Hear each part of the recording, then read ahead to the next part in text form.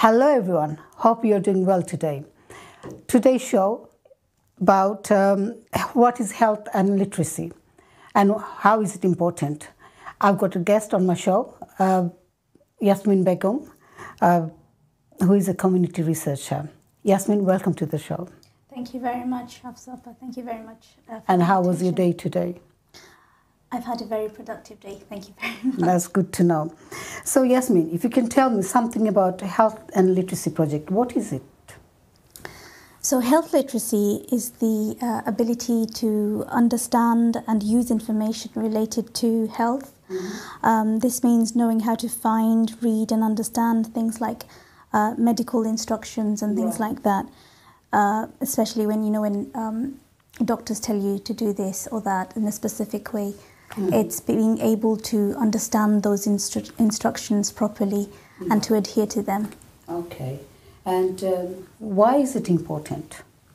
Health literacy is essential for making informed health choices. Right. If you understand what the diagnosis is and what the options you have a better chance of making the best decision. Right. As opposed to if you don't know what the doctor's saying and you don't know, you just say yes or no to something without knowing.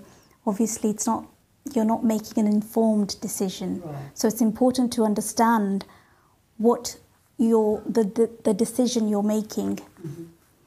Mm-hmm. I understand that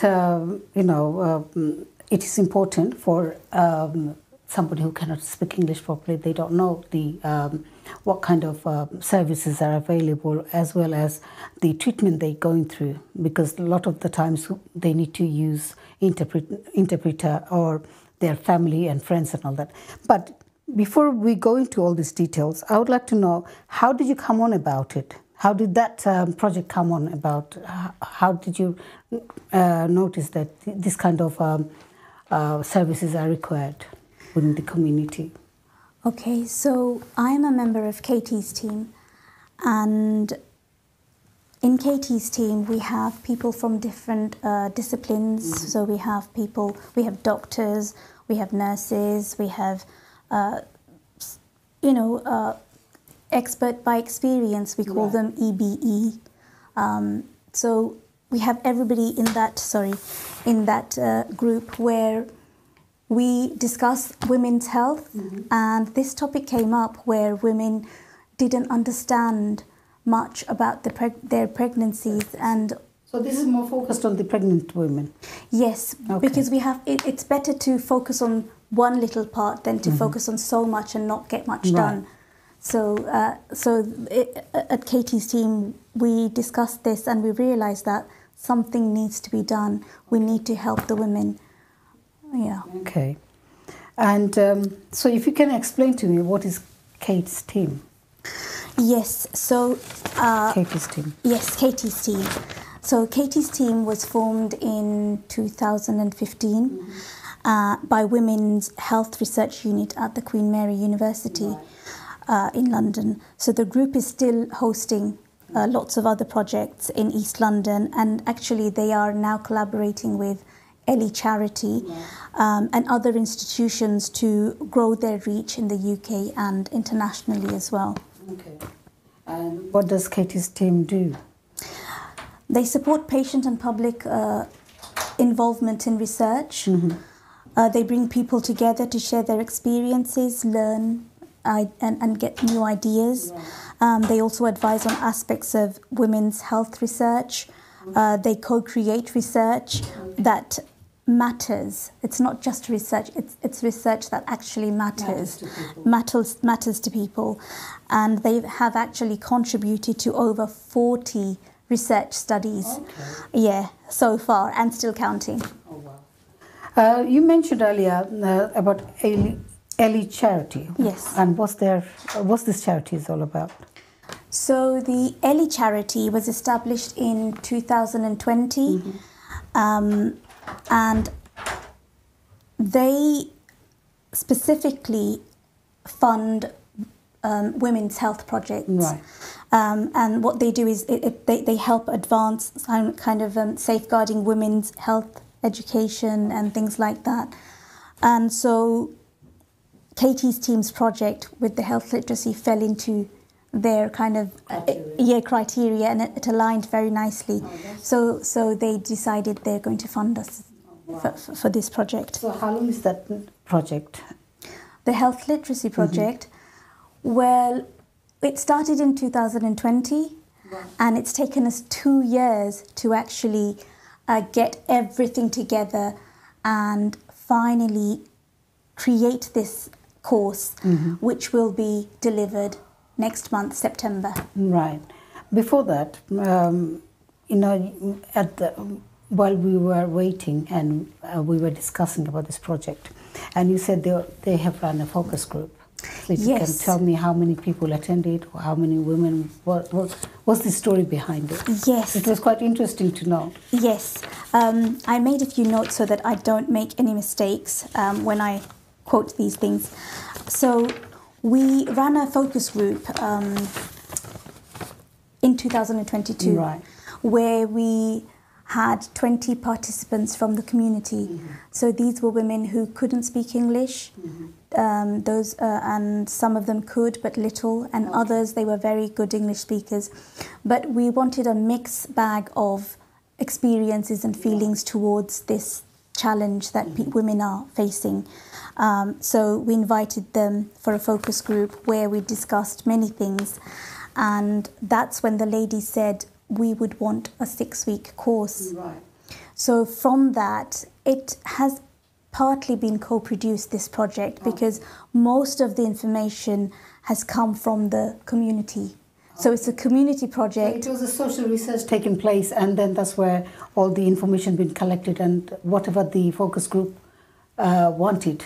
Yes, that's what how we're it's been delivering. catered for. Yes, sounds great. It's a course. It's a research project, pilot project by the community for the community, and that's the beauty of this project, because it's literally come from the women, what they want, how they want it, what the course should include, and how it should be delivered to them. So even the times they would want this course to be, everything was decided by the women. Right. How was the engagement of the women who cannot speak English properly, and some spoke little, some spoke better? Yeah. So how did this 3 group work out? So when we had our first focus group, we had 20 women that came in, and we had translators. Right. And obviously I was there with the rest of my colleagues. And there are about 4 or 5 women that are involved who speak Bengali. Okay. And some can speak Sylheti and some can speak Bengali. So we had a mix of people. Group. So purely these women are from Bangladesh background?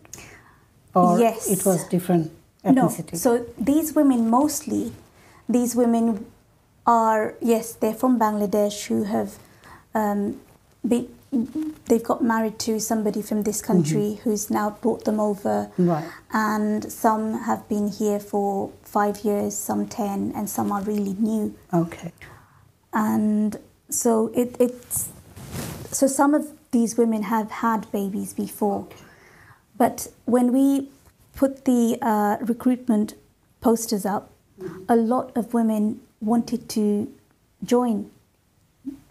And because obviously it affects a lot of people, and when we said that you can help create that difference, I think it kind of really highlighted the fact that, maybe I can contribute something. And we also gave a little incentive to say thank you for your time. Okay. So it was we gave a £50 cash payment to all the women that came to the focus group. Oh, that's nice. Yes, so when we had the focus group, obviously we had little tables. We ran this focus group at the Royal London Hospital, near one of the staff rooms.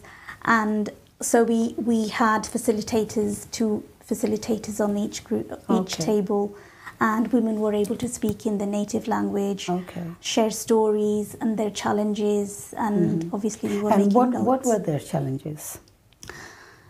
The challenges were that they did not understand everything that the doctor or the midwife was saying, and they could not express their challenges as well. what their issues, like Right. if someone had issues with very bad morning sickness, that condition is called hyperemesis gravidium. So they didn't know what that was called. So Right. they would just say, "Oh, I would vomit." But even the fact that they couldn't say, in Bengali, "Ammi bomi khorsi," but when they go to the midwife or doctor, they don't know how to even say that. So those were the challenges, to say simple things like, "I have back pain." They'll say, "Amar pite beta kore," but how do you say it in English to the doctor? That's true. So those were little things that were actually big challenges. Absolutely. I mean, we do come across a lot of women or men who cannot speak English properly. They have that kind of challenges, and small things makes so much difference. And if they know how to express themselves, it does make them feel that, oh yes, I can get my point across to either to the doctor, solicitor, barrister, or whoever it is. It's of mutual benefit for the doctor and the patient if they both know what they want to say and they understand what's being said to them. Right. You did say that this project is focused on pregnant women, but why on pregnant women only? It could be any other group you could have chosen. That's a very good question. And I have a beautiful answer to that. This project is vital because there's 2 lives involved in this, not just me, myself and I. There is another life. So it's 2 lives that matter here. So it's important to give this project and this kind of this time of a woman's life priority. Absolutely. And what problems do non-English speaking pregnant women face with the health issues? They can't express how they're feeling, and if they can't express how they're feeling, the doctors quite don't understand what's happening or can't diagnose what's happening. And that's really crucial in pregnancy because of the impact and the effects it has on the baby. So, for example, gestational diabetes, that can lead to so many complications, cesarean section, and then the diabetes. The mother can have diabetes later on in her life. After that, the baby can have diabetes, be born with diabetes, and things like that. So it's really important to understand each other so that we can diagnose and treat early. Absolutely. Rather than later, so we can we even prevent, actually, not only cure, we can even prevent some conditions. Yeah. Like you're saying that it can affect their health decisions for pregnant women. So in order to make a decision on the situation they are going through, they find it hard because they don't understand it. Yes, the first step in the right direction for any situation is acknowledging the situation and understanding it yourself before that's the first, whatever it is. The first thing is you find the problem and you understand it, and then only then can you explain it to somebody else and then get treatment or get a solution. Sometimes, Yasmin, we don't understand, even though we can speak English or speak the language, even like we've got our doctor there and the doctor speaks Bengali or our native language. Still, we find it hard to express ourselves with the symptoms that we go through. So wouldn't that kind of make a difference that although I can speak English or Bengali or whatever, I cannot express myself? So isn't that an individual thing?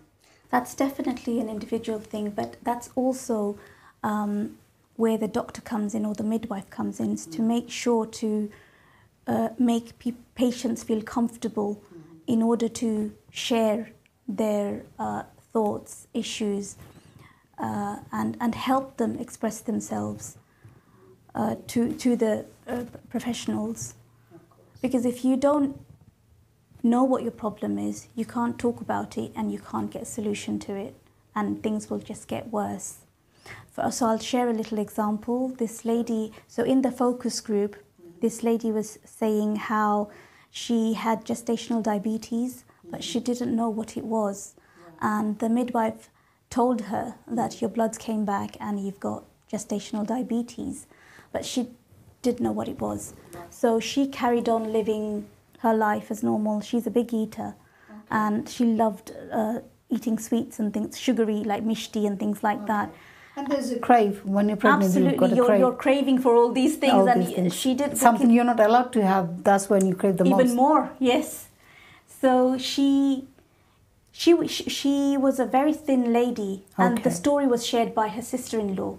Okay. So she was saying, my bubby, she was very thin. Suddenly, she just became so big, and we were really concerned.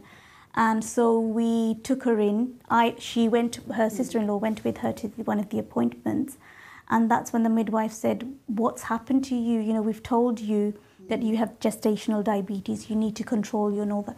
And then that's when she realized that her sister-in-law had diabetes, but by then it was too late. And so she had to be booked in for an emergency C-section because the baby was too big and it couldn't be delivered normally. So those are the things that can happen if you don't know or if you don't understand what the doctor's saying to you. Usually family member, either husband or somebody will go with them. If not, then they provide interpreter for somebody like her. So wasn't there any interpreter available? Anyone to explain to her the situation? That's the thing with interpreters. You can't. They're not always available. I mean, some people are lucky and they can book interpreters in earlier, but some people aren't. And what happens to those that aren't? And then there are family interpreters. So some might take a niece or a nephew to the appointment with them, but there's a risk in that. There's a risk of confidentiality. And sometimes, like, you might take your sister-in-law, your mother-in-law, or whoever, but then then the mother-in-law, whoever's with you, they will know everything about you, and they might even encourage you to do something, make a choice that you're not really happy about, you know. So it's important, if you know these conditions, if you learn about these conditions, you are more able to make the right decisions for yourself with how you feel. That I understand, but at the same time, you know, sometimes there are alternative words, simple words can be used. Many women, they might not understand, or men may not understand gestational diabetes, but it could be, there will be other synonyms words that could be used to describe that word. So shouldn't they use something much more simpler words rather than, like earlier on you were saying about... yeah. I mean, someone like me even, we're not used to that kind of jargons, using it unless you are in that kind of field working. So it's difficult for these people to understand. So shouldn't the doctor or the nurse or the midwife, shouldn't they be cultural sensitive, and shouldn't they be using simplified word, basically? So this is a big challenge for doctors, because it's not just one ethnicity, one language. There are lots of ethnicities, and it's not fair to say to a doctor, you have to know all the languages so that you No, they you know. don't need to know the languages. What I'm trying to say, much more simplified words Simplified that somebody will words. understand. Yes. So if I go and say to somebody, you've got hypertension, they'll think, what on earth hypertension is, because they're not used to the term. But if I go and say to them, you've got blood pressure problem, your blood pressure is high, everybody knows what blood pressure is. So that's what I'm trying to explain. That's a really valid point. So But wouldn't be doctors or nurses or midwives, they should get some cultural sensitive, or they should get to know about the community, the area based where they're serving. Then they should be their approach should be very how can I put this in word, very sort of universal. So they don't have to use those kind of words. I totally agree, but if you can learn about these words, there's no harm. No, of course not. Of course so not. there's like every day we're learning new things, we're learning new words, and if you learn, you can. It's a benefit, isn't it? That so I yes, agree. absolutely. Using simpler terms is good, but if there are some people who are quite intrigued and they would want to know what is that condition actually called, you know. So I think there's benefit in that, where if you know the actual name of a condition, you can feel more confident when you talk about it. That I totally agree. Again, I would say that I agree on that, but at the same time, say somebody who came from Bangladesh, they're pregnant and they don't know the services that literacy project is available. Right? In the meantime, the GP or the doctor or whoever seen this patient and they explained, they said hypertension, they said those kind of words, and they were not sure. Sometimes the interpreter, because they're family interpreter, they don't even know some of the... See, that's another challenge, because they're not professional interpreters or health interpreters. So they wouldn't even know. So it's important that if you learn about these things... But what I'm trying to say, before they can go and learn about it, so somebody came from Bangladesh already pregnant. At the earlier stage, and they don't know. Their family went, and it's a challenge, and big challenge itself, because first of all they came to this country just recent. They need to get used to this country culture, everything else, the weather, everything. Top of that, language is a barrier. They don't understand anything at all, because absolutely. So because of that reason, shouldn't there be, and they don't know about the project that you guys are running.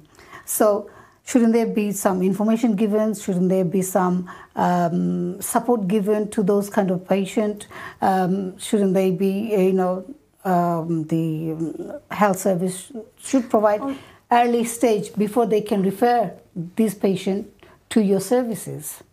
So this project that we're working on has been designed addressing those issues.